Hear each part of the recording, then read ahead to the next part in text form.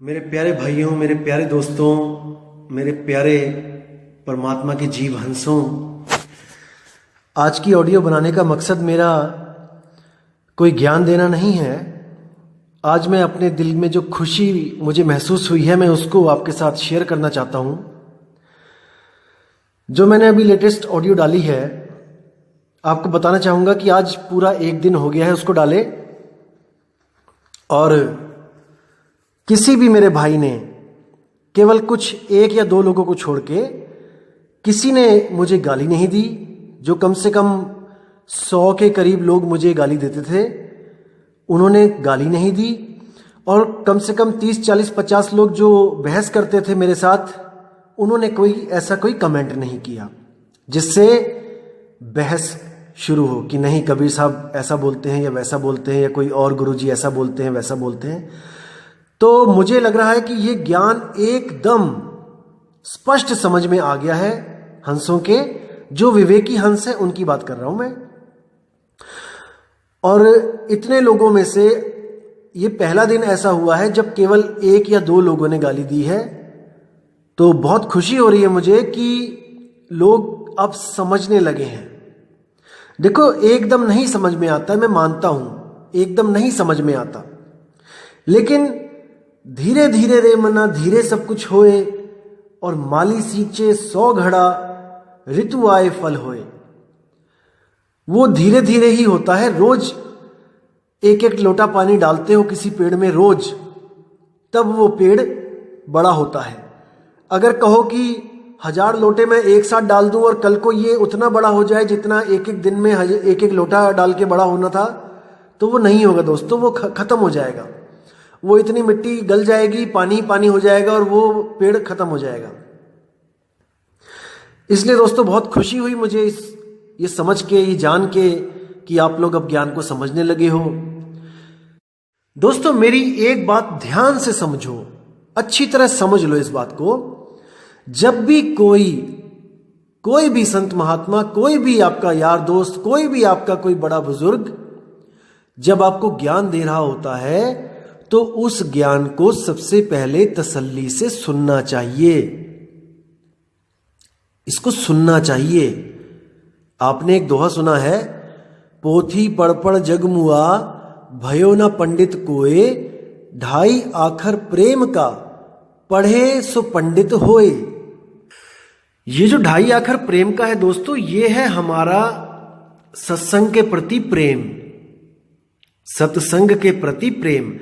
कि हमें कहीं पे भी कोई भी सत्संग मिलता है तो हमें उसे प्रेम से सुनना है। भले आप कोई ग्रंथ ना पढ़ो, इससे कोई फर्क नहीं पड़ता, लेकिन अगर आपने वो सत्संग सुन लिया तो आप इतने ज्ञानी हो जाओगे जितना आप ग्रंथ पढ़ के भी ना हो पाते। इसलिए प्रेम की बहुत बड़ी महिमा बताई है। हमें सबसे पहले प्रेम करना है सत्संग से। हमने कभी ये नहीं देखना कि ये सत्संग हमारे गुरुजी का है, या हमारे किसी जाति बिरादरी का है, या हमारे किसी धर्म से रिलेटेड है। अगर वो आपके धर्म का ना भी हो, जो आपके धर्म में जो सत्संग चलते हैं, अगर वो सत्संग ना भी हो, तब भी हमने उसको सुनना है, क्योंकि सत्य सबके लिए समान है, सत्य सबके लिए एक है, और सत्य ही सत्संग है। सत्संग का क्या मतलब है? सत्य का संग, यानी सत्य के साथ जुड़ जाओ, असार को त्याग दो, सार के साथ जुड़ जाओ, यही सत्संग है। सत्संग किसी के घर की अमानत नहीं है कि किसी एक घर में सत्संग मिल रहा है, किसी एक धर्म में सत्संग मिल रहा है। सत्य पे सबका अधिकार है।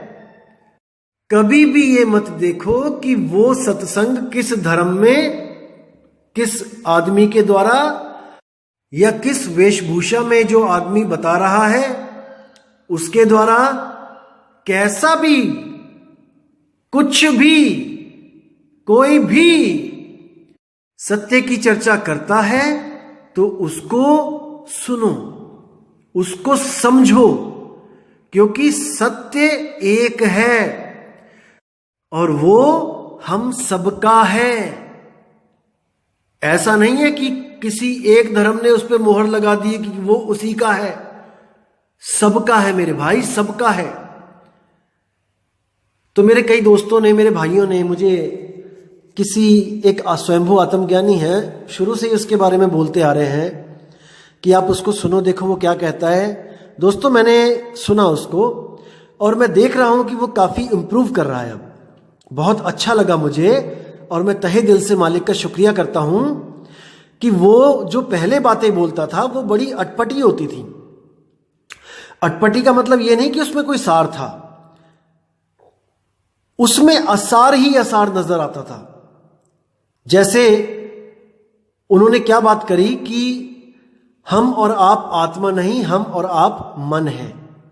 तो ये असार है, हम और आप मन तो हो ही नहीं सकते, क्योंकि कबीर साहब कहते हैं मन के मते न चालिए, मन है पक्का दूत। अब कबीर साहब कह रहे हैं कि मन के मते न चालिए, यानी कि मन भ्रमित करने वाला है। अब किसको कह रहे हैं कबीर साहब? कौन है जिसको संदेशा सुनाया जा रहा है कि मन भ्रमित करता है, उसके साथ मत जाना? तो यानी वो मन से कुछ अलग हस्ती है, मन से अलग चीज है। जैसे साहिब ने कहा है, मन जाता है तो जान दे, तू थाम के राख शरीर, उतरा पड़ा कमान से और क्या कर सके तीर। यहां पे भी कबीर साहब ने बोला कि मन जाता है तो जाने दे, तू थाम के राख शरीर, तू शरीर को पकड़ के रख। अब वो कौन है जो शरीर को पकड़ के रखेगा? मन तो चला गया ठेके पे दारू पीने, तो कौन है जो शरीर को नहीं जाने देगा? और शरीर को नहीं जाने देगा तो कर्म नहीं बनेगा। वो हस्ती क्या है? उस स्वयंभू आत्मज्ञानी भाई को इसका नहीं पता था। वो अपने आप को और आप सबको मन कह के संबोधन कर रहा था कि आप और हम मन हैं, क्योंकि मन महसूस करता है, रोता है, हंसता है, आत्मा महसूस नहीं करती है। यह प्रमाण देके आपको यह सिद्ध किया जा रहा था कि आप और हम मन हैं। कुछ दिनों के बाद मैंने एक और ऑडियो सुनी, मेरे भाइयों ने फिर निवेदन किया कि ये वाली ऑडियो सुनिए।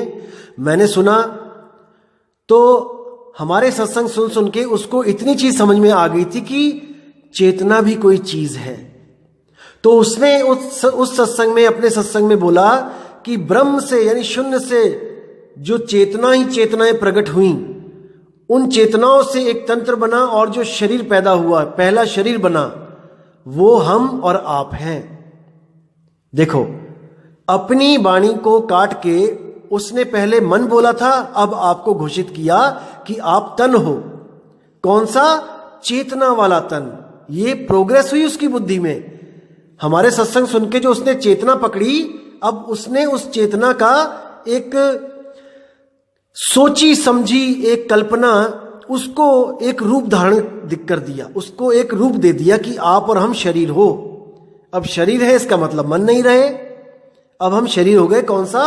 जड़ शरीर नहीं, चेतन वाला शरीर, चेतना वाला।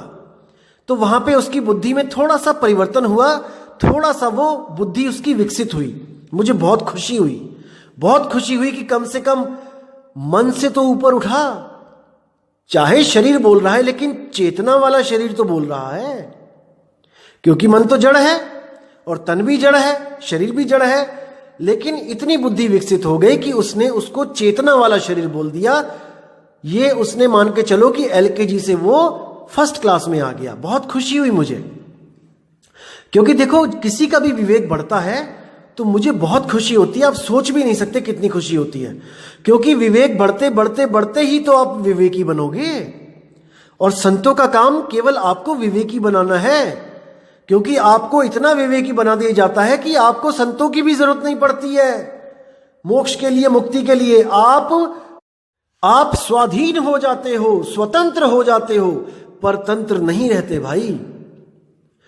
तो उस भाई ने पहले आपको मन घोषित किया, फिर आपको चेतना वाला प्रथम शरीर यानी तन घोषित किया।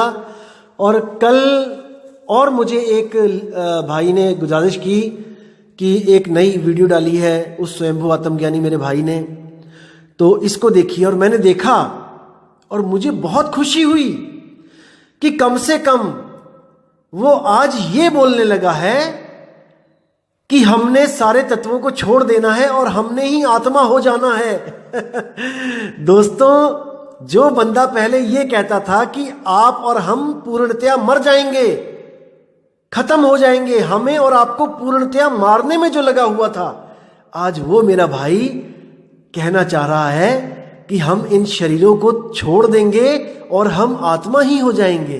वाह वाह मेरे प्रभु, ये सब आपकी ही दया है जो उसकी दिव्य दृष्टि खुल रही है। धीरे धीरे उसको ज्ञान समझ में आ रहा है और सबसे ज्यादा खुशी इस दास को हो रही है, क्योंकि आपको बताना चाहूंगा कि वो भाई हमारे ही पंथ से अलग हुआ है। वो मेरा भाई हमारे ही पंथ में था, मैंने ही उसको सारा आत्मज्ञान समझाया था, लेकिन वो भाई किसी औरों के सत्संग सुनने लग गया और भ्रमित हो गया। उसमें इसका कोई दोष नहीं है, मैं बिल्कुल नहीं कहूंगा कि उसका दोष है। वो मेरा ही भाई है, बस भ्रमित हो गया है। धीरे धीरे वो सही रास्ते पे आएगा, मेरा पूरा विश्वास है कि वो आएगा। और उसने एक ऑडियो में, वीडियो में मुझे अपना दुश्मन स्वीकार किया कि मेरे दुश्मन भी ये ज्ञान सुनेंगे तो वो आत्मा के निकट होते चले जाएंगे। मेरे भाई, मैंने कभी नहीं सोचा कि आप मेरे दुश्मन हो, आप मेरे दोस्त ही हो, और मैं कभी भी नहीं चाहूंगा कि आप लोगों को ज्ञान देना छोड़ दो, कभी नहीं। कम से कम आप लोगों को भ्रम से तो दूर कर रहे हो। लेकिन मेरे भाई, आप लोगों को ज्ञान दो, आप लोगों को तर्क की शक्ति दो, लेकिन आप लोगों को कुतर्की मत बनाओ। ऐसा ज्ञान मत दे दो कि वो कुतर्क में उलझ जाएं।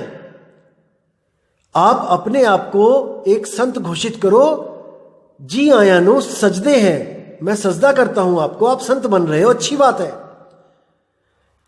लेकिन आप स्वयं को ऊंचा करने के लिए कबीर साहब को, नानक साहब को नीचा कर दोगे भाई, तो आपकी विवेक शक्ति जो मालिक ने दी है वो भी आपसे छीन ली जाएगी। इस बात को समझो। मैं आपसे फिर निवेदन कर रहा हूं कि ये जो हमारे संत महात्मा हैं, ये स्वयं परमात्मा है भाई, ये स्वयं परमात्मा में समा चुके हैं। जिस ज्ञान को आप आज बताना चाह रहे हो लोगों को, युगों युगों से ये समझाते आ रहे हैं। इसलिए इस जिद को छोड़ दो कि कबीर साहब अज्ञानी है, ये नानक साहब अज्ञानी है, या कोई और संत महात्मा है वो अज्ञानी है।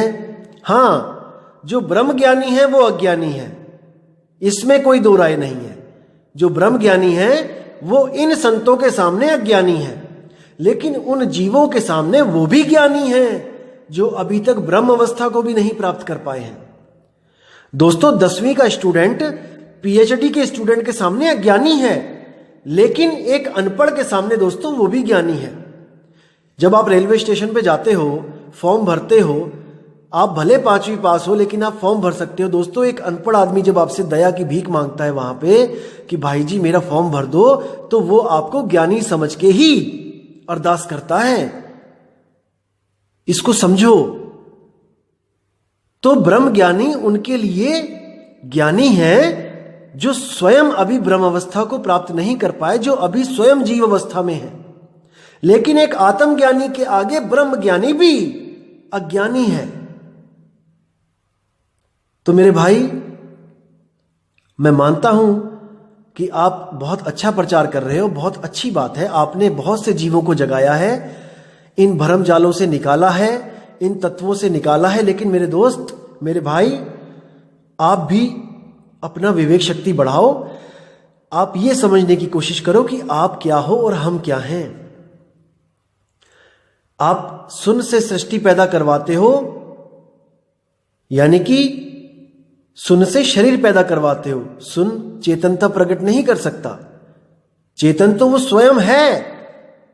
अरे वो चेतन ही जड़ के साथ मिलके जड़ को भी चेतन कर देता है। वो इतना सामर्थ्य है उस चेतन में, उसको कौन पैदा करेगा? तो इसको समझो दोस्त, इसको विचार करो। मुझे पूरा यकीन है कि आप दोबारा हम लोगों में शामिल होगे, क्योंकि मूल ज्ञान का कबीर साहब ने पहले ही बोल रखा है कि यह मूल ज्ञान ऐसा है कि सब दुनिया के जितने भी संत महात्मा हैं, जितने भी ज्ञानी ध्यानी हैं, वो इस ज्ञान को सुनकर इस ज्ञान की शरण में आएंगे। और आप उनमें से कोई अलग नहीं हो दोस्त मेरे, आप भी आओगे। बस मैं चाहता हूं मजबूत होके आना।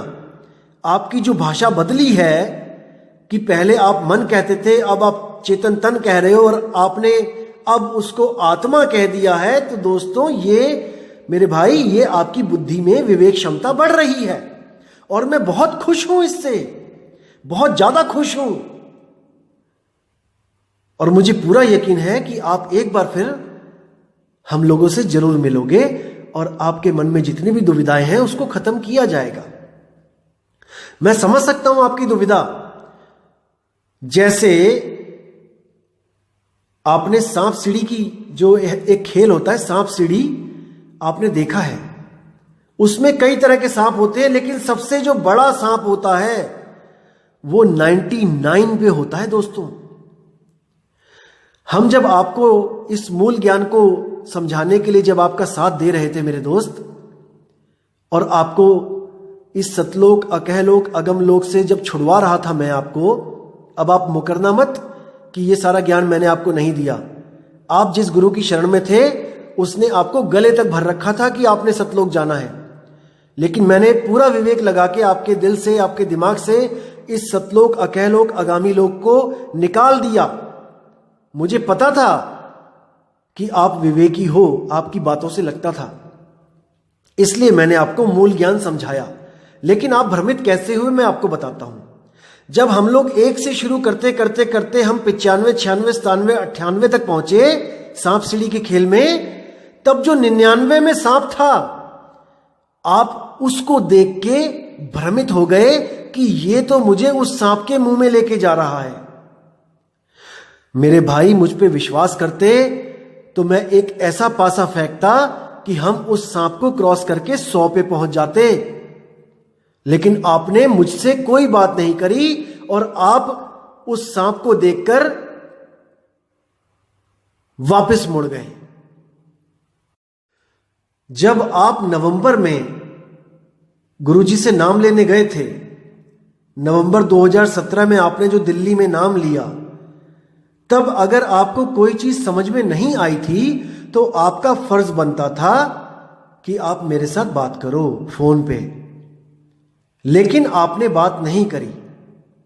अगर आप बात करते तो हर चीज क्लियर कर देता मैं, आपको इन भ्रमों से निकाल देता कि ये पंथ सही नहीं है, आपका पूरा भ्रम खत्म करता मैं। लेकिन आपने अपने मन की बात मानी और आप उस पंथ में दोबारा, या आप मेरे साथ कोई भी आपने बात नहीं करी। आपने मुझसे ज्यादा अपने मन पे विश्वास कर लिया। मेरे भाई, मन ही तो काल है। अरे मन ही तो काल है। तुमने जिस काल से मैं छुड़वाना चाहता था आपको, आपने फिर उसी का साथ कर लिया और एक मनमाना ज्ञान सबके सामने पेश करके रख दिया।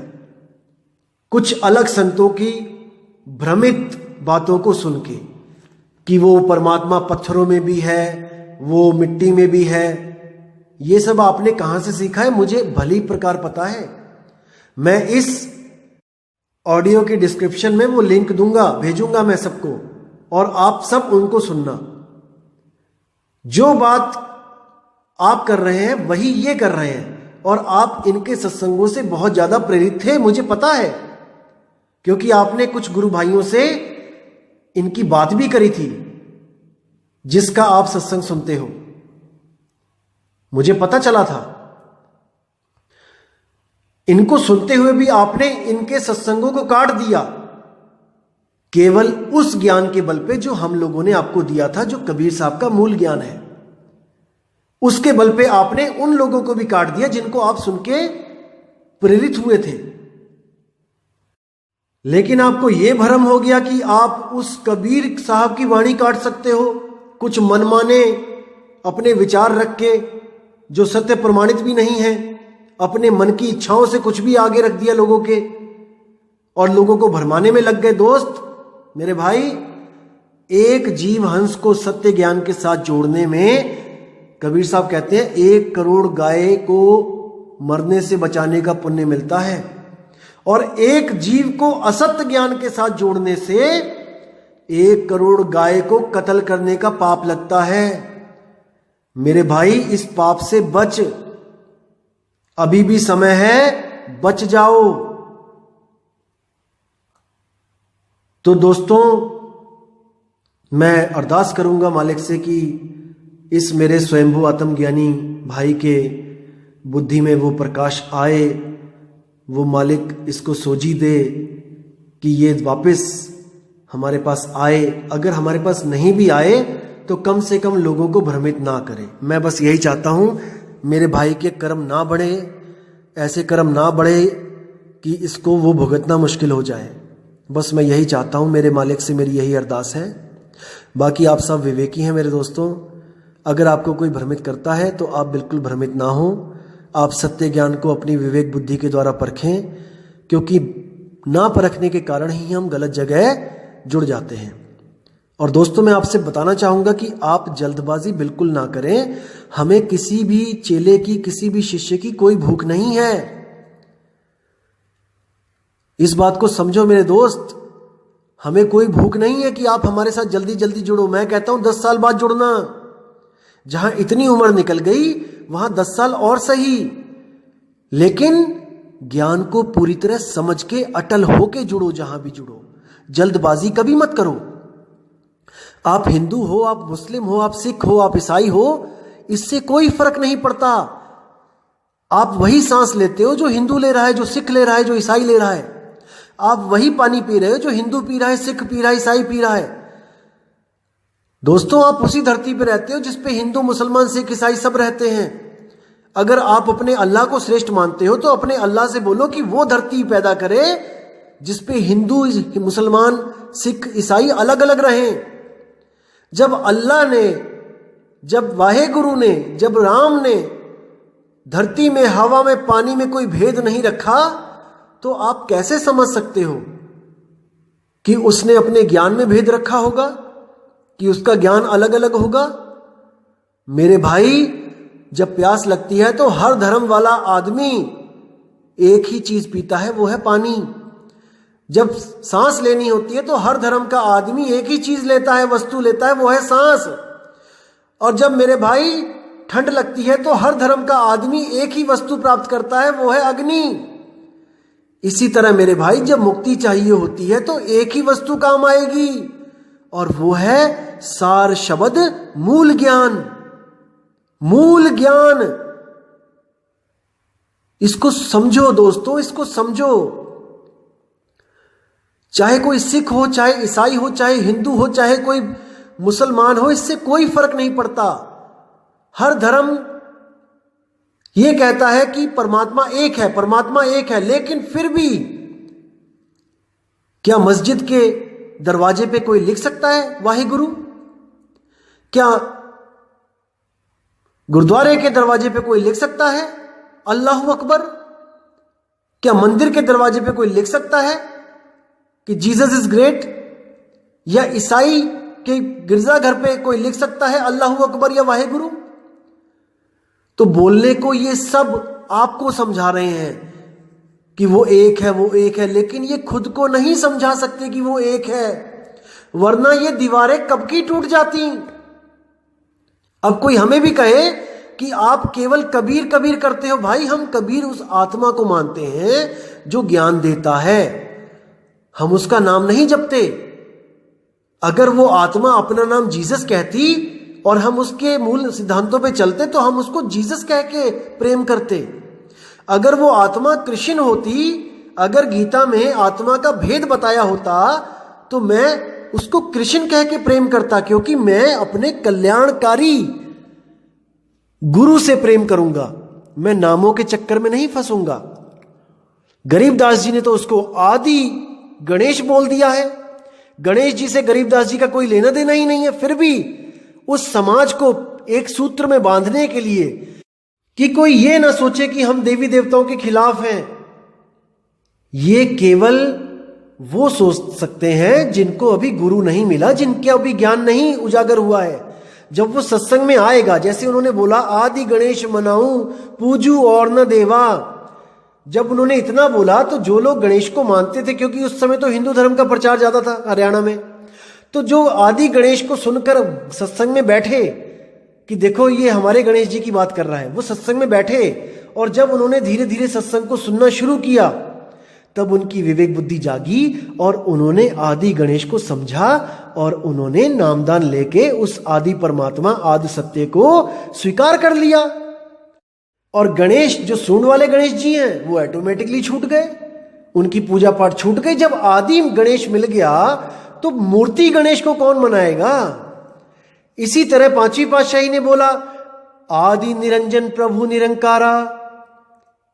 अब निरंजन क्या है आप देखोगे, रावण भी कहता था अलख निरंजन, गोरखनाथ भी कहता था अलख निरंजन, और जितने भगवाधारी जो साधु हैं वो भी कहते थे अलख निरंजन। तो पांचवी पातशाही ने झगड़ा खत्म करते हुए उस परमात्मा को बोल दिया आदि निरंजन।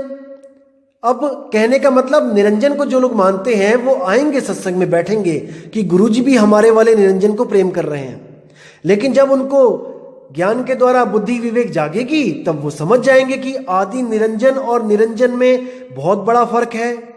जैसे गरीबदास जी की वाणी में आता है एक निरंजन नाम है और एक निरंजन काल।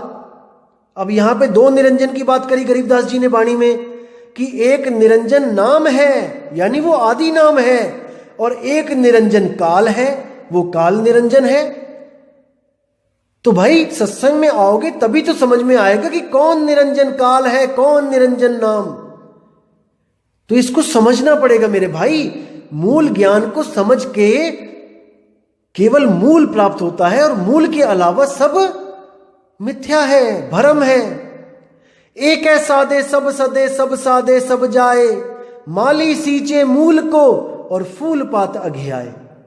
जब आप कोई पौधा बोते हो तो दोस्तों जब पौधा निकलता है तो आप पानी कहां डालते हो, केवल जड़ में पानी डालते हो। आपको पत्तों पे या फूलों पे या टहनियों पे या तने पे छिड़कने की जरूरत नहीं पड़ती है। अगर आपके पास 1 लीटर पानी है और आपने 1.25 लीटर पत्तों पे, टहनियों पे और तने पे छिड़क दिया और केवल 250 ml जड़ में जा रहा है, तो दोस्तों आपने कोई बुद्धिमानी वाला काम नहीं कर दिया है। जैसे कई लोगों के गुरु जो हैं, यहां पे गुरु बन के बैठे हैं, वो कहते तो कबीर परमात्मा है कि मूल कबीर है, लेकिन आपको देवी देवताओं के नाम भी जपवा रहे हैं, आपको काल का भी नाम जपवा रहे हैं, आपको अक्षर पुरुष के भी नाम जपवाए जा रहे हैं, पता नहीं किस किस कौन कौन सी टहनियों के नाम जपवा रहे हैं, और मूल का अता पता नहीं है।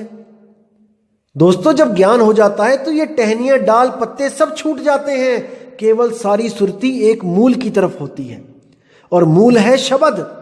सुरती को केवल शब्द में लगाने वाला गुरु वही सतगुरु होता है। एक छुड़ाए, टहनी, पत्ते, फूल, तना सब छुड़वा दे, एक लखाए, केवल मूल को लखाए, सो सतगुरु पूरा कहाए। इसीलिए बोला है एक साधे सब सधे। केवल मूल में पानी डाल दे भाई, उस एक को साधने से सब सध जाएंगे। वही मूल अपने आप पानी तने तक पहुंचा देगा, पानी को टहनियों तक पहुंचा देगा, पानी को पत्तों तक, फूलों तक पहुंचा देगा। आपको अलग से कुछ करने की जरूरत नहीं है। तो कहते हैं भला हुआ मेरी माला टूट गई और मैं राम भजन से छूटी, मेरे सिर से टली बला।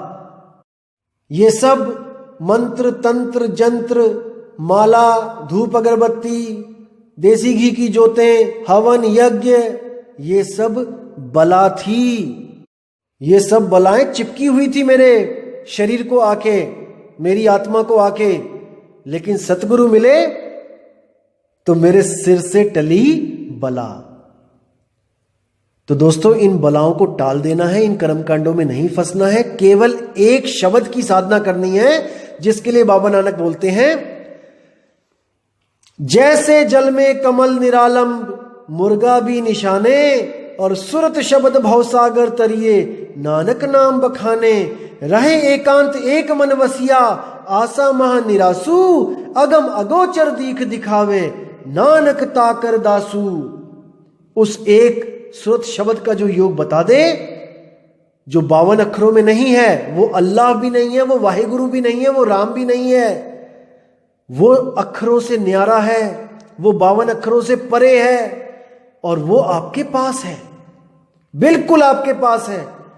और उसमें जब सुरती रमेगी तब आपको वो असली वाहिगुरु, वो असली शब्द, असली अल्लाह, असली राम मिलेगा, और सारे भरम तत्काल ही छूट जाएंगे। तो दोस्तों, इसी के साथ मैं वाणी पे विराम देता हूं और मालिक से अरदास करता हूं कि आप सब मेरे भाई इतने विवेकी हो जाओ कि हम सब एक छतरी के नीचे आ जाएं, उस मूल ज्ञान के नीचे हम सब आ जाएं, और हम सारी दुनिया को जगा दें कि भाई धर्म कोई न्यारा नहीं है, परमात्मा एक है, उसका नाम भी एक है, पानी एक है, हवा एक है, आकाश एक है, धरती एक है, लेकिन हमने उसके अलग अलग नाम रख लिए हैं, इसलिए हम सब एक दूसरे से नफरत करने लगे हैं। असल में पानी का नाम भी पानी नहीं है। पानी का नाम जो जाने पानी सबसे बड़ा है वो अज्ञानी। इसको मेरे दोस्तों समझो। जो पानी को केवल पानी कह के कह रहा है कि ये इसका नाम केवल पानी है, वो महाअज्ञानी है, क्योंकि उसका नाम जल भी है, उसका नाम नीर भी है, उसका नाम तोय भी है, उसका नाम वाटर भी है। तो जब वस्तु को प्राप्त करोगे तो इन सब नामों के चक्करों से आप निकल आओगे। वस्तु कहीं ढूंढे कहीं कैसे लागे हाथ, और गुप्त वस्तु तब मिले भेदी लीजे साथ। वो भेदी गुरु जब आपको मिलेगा तो आपसे सारे नाम छुड़वा देगा। जब कोई आपके घर में आता है प्यासा और कहता है मुझे पानी दे दो, तो आप क्या कोई मंत्र देते हो जपने के लिए उसको कि ये मंत्र जप लेना प्यास बुझ जाएगी? नहीं मेरे भाई, आप दौड़ के जाते हो और एक वस्तु लेके आते हो और उसको वो वस्तु देते हो बिना उसका नाम बताए। उसका कोई नाम नहीं है, वो अनामी है। लेकिन इसको समझो मेरे दोस्तों, समझो। तो मेरे दोस्तों, मेरे भाइयों, आपसे मैं विदा चाहूंगा और बहुत जल्दी एक ऑडियो लेके आऊंगा जिससे आपके काफी भ्रम खत्म हो जाएंगे कि वो निज नाम कैसे है, वो मेरा ही ज्ञान कैसे है, वो मेरा नाम कैसे है, जिससे मेरी मुक्ति होगी। तो दोस्तों, विदा लेता हूं आपसे।